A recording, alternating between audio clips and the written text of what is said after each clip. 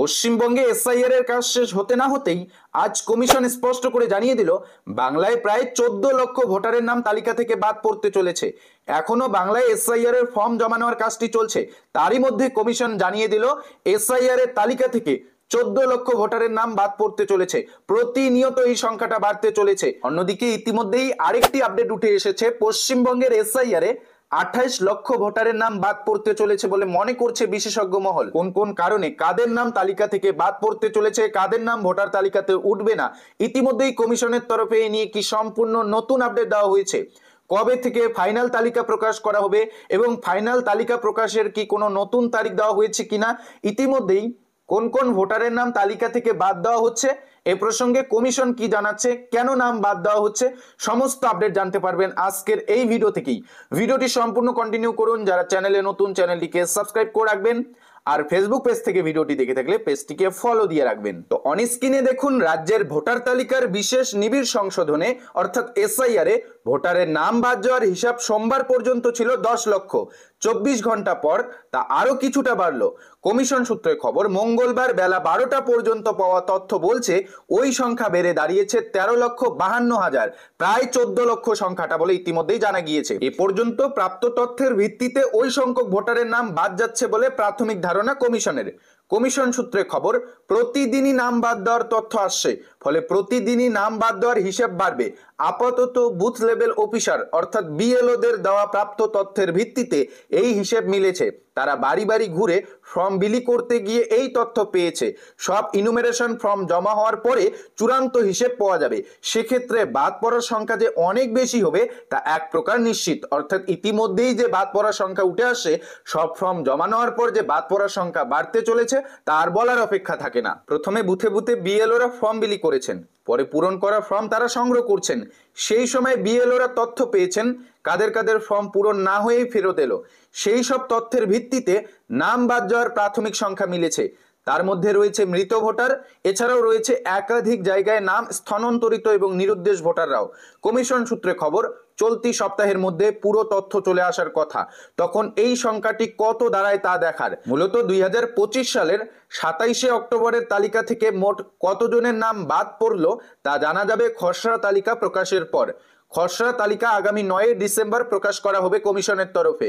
আর খসড়া তালিকা প্রকাশ হওয়ার পরেই ফাইনাল রেজাল্ট পাওয়া যাবে। এসআইআর পর্বে বারবার অনুপ্রবেশ তথ্যে শান দিয়েছে বিজেপি। রবিবার বিরোধী দলনেতা শুভেন্দু অধিকারী ফের দাবি করেছেন এসআইআর হলে 1 কোটি ভোটারের নাম বাদ যাবে। তাতে মৃত ভোটার একাধিক জায়গায় থাকা এক নামের পাশাপাশি বাদ পড়বেন অনুপ্রবেশকারীরাও। যদিও অনুপ্রবেশকারী ভোটারের প্রসঙ্গে এখনো কিছু জানায়নি কমিশনের সূত্র। অন স্ক্রিন দেখতেই পাচ্ছেন, প্রতিদিন রাজ্য জুড়ে ইনুমেরেশন ফর্ম ডিজিটাইজেশনের তথ্য সংগ্রহ করছে কমিশন। বুধবার পর্যন্ত পশ্চিমবঙ্গে 78.42% ফর্ম ডিজিটাইজেশনের কাজ শেষ হয়েছে। আর জেলাগুলি থেকে প্রাপ্ত তথ্য অনুযায়ী এ যাবৎ প্রায় 9 লক্ষ মৃত ভোটারের খোঁজ পাওয়া গিয়েছে। ফলে ওই সংখ্যক মৃত ভোটারের নাম তালিকা থেকে বাদ যাওয়া কার্যত স্থির। বাকি 19 লক্ষ ভোটারকে ডুপ্লিকেট, শিফটেড অর্থাৎ স্থানান্তরিত এবং অ্যাবসেন্ট বা অনুপস্থিত ভোটার হিসাবে চিহ্নিত করেছে কমিশন। ফলে এ পর্যন্ত প্রাপ্ত তথ্য অনুযায়ী আপাতত খসড়া তালিকা থেকে মোট 28 লক্ষ ভোটারের নাম বাদ পড়ছে বলেই মনে করছে বিশেষজ্ঞ মহল।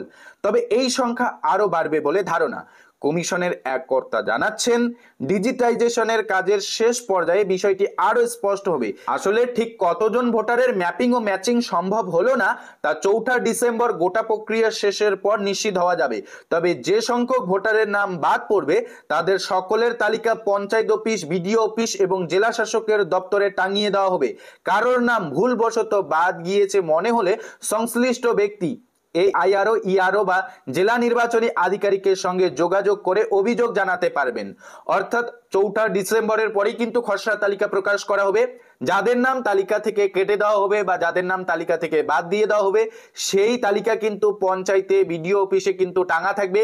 কারোর যদি ভুলবশত নাম তালিকাতে না ওঠে তাহলে কিন্তু সে অভিযোগ জানানোর সুযোগ পাবে এবং তা কিন্তু অভিযোগ জানানোর পর যদি তিনি যোগ্য ভোটার হয়ে থাকেন তার নাম কিন্তু খসড়া তালিকাতে উঠে যাবে। তা ইতিমধ্যেই জানিয়ে দেওয়া হয়েছে। সেই বিষয়টাই কিন্তু মূলত এখানে বলা রয়েছে। কারোর নাম ভুলবশত বাদ গিয়েছে সেক্ষেত্রে সেই সংশ্লিষ্ট ব্যক্তি AIRO ও ERO বা জেলা নির্বাচনী আধিকারিকের সঙ্গে যোগাযোগ করে অভিযোগ জানাতে পারবেন।